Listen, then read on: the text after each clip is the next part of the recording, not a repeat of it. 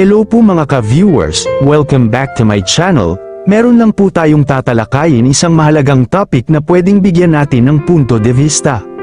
Marami sa atin ang nasasangkot o nakasaksi na ng isang matinding palitan ng opinyon o katwiran sa online platform.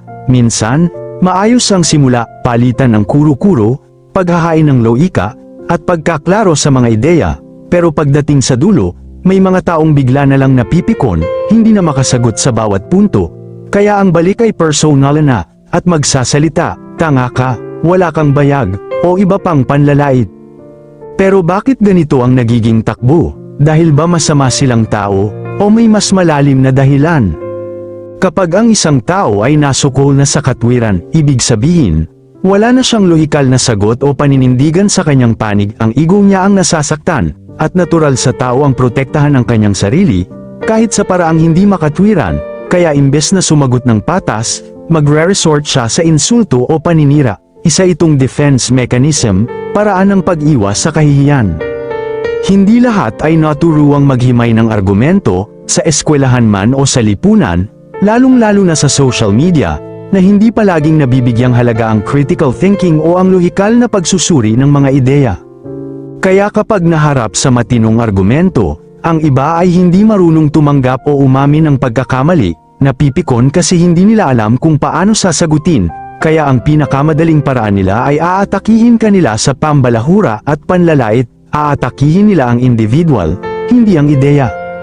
Sa ilang kultura, kasama na minsan ang atin, may ugali na kapag natalo sa argumento, ang tingin ay kahihiyan, hindi pagkatuto, kaya sa halip na umamin, lalaban sa paraang bastos, sasabihin nilang, wala kang bayag, o, tanga ka, para ilihis ang usapan at maibalik ang kontrol, sa kanila.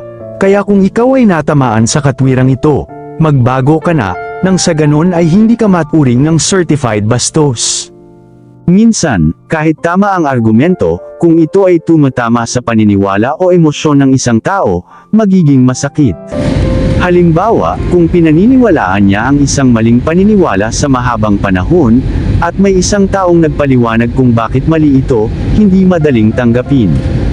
Mas madali sa kanila na magalit kaysa aminin na mali sila, lalo na kung ito ay nasa publiko. Ang pagtanggap sa katwiran ay nangangailangan ng bukas na isipan, pero hindi lahat ng tao ay bukas ang isipan, may ilan na may fixed mindset, kumbaga, sarado na ang isip. Kahit anong katotohanan ang ihain mo, hindi nila ito tatanggapin, at dahil hindi nila kayang makipagdebate ng patas, sa insulto sila dumedepensa. Hindi laging masama, pero maaari silang maging hindi maayos na kausap. Ang problema ay hindi agad sa moralidad ng tao, kundi sa kakayahan nilang tumanggap ng katotohanan at makipag-argumento ng maayos. Pwede silang mabuting tao sa ibang aspeto ng buhay, pero sa diskurso, kulang sila sa kakayahang emosyonal at intelektual.